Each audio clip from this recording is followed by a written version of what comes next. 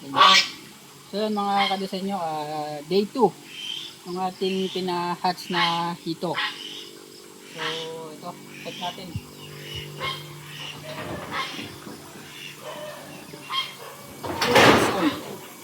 2 days old na hito fry.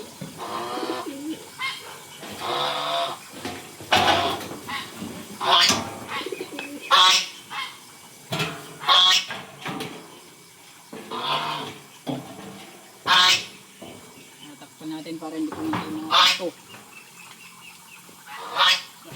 Dinig ng puno ng dahon.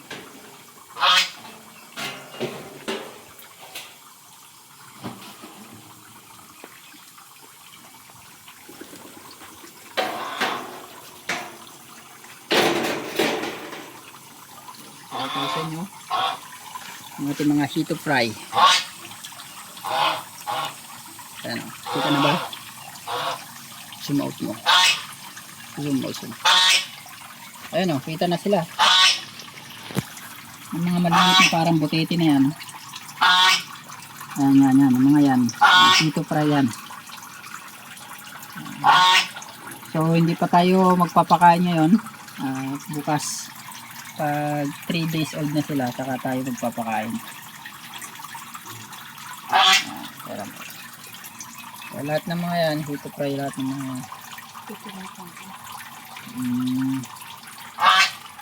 ito natin. May mga nahalong iti-iti.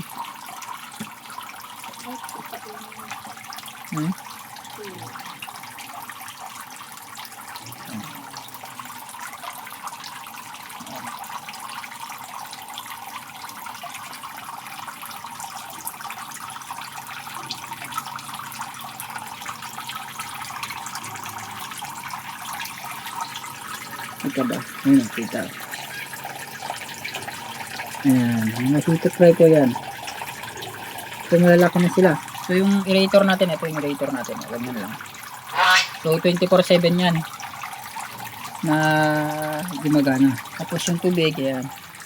So yung controller ng kanyang tubig para hindi mag-overflow dito at hindi lumabas yung ating mga hito fry. Tapos diretso yan papunta dun sa pinagliliguan ng ating mga alaga.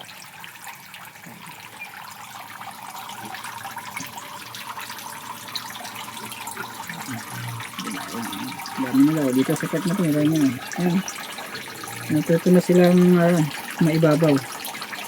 Kita nyo yung pagkaiba ng kiti-kiti tsaka hito fry. Ayan, mga lumalang na yan. Hito fry yan. Tapos yung nandun sa gilid na yun. Kiti-kiti yan. Ayan, yung makaibabaw na yan.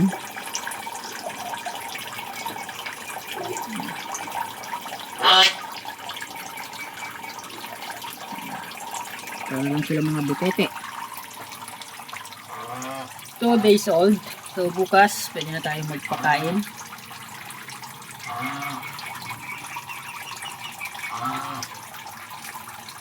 Success kahit po paano. Ayun, nakapagtapis na tayo sa first trial natin. Hindi pa galing ka-quality yung egg na yung breeder na nakuha natin. Pero kahit po paano may napisa.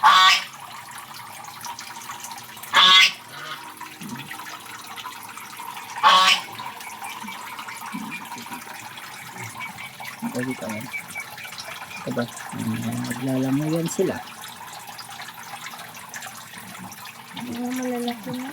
Tignan natin kung may mga mortality. Ano naman.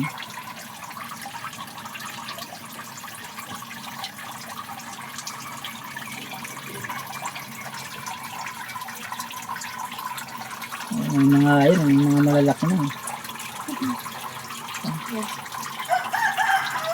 Maliliit lang itong mga ito, mga kadisenyo.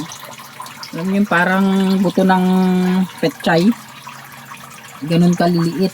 Alam nyo naman siguro yung itlog lang. Tapos parang may buntot lang. Ayan. Ang gandang pagmasdan.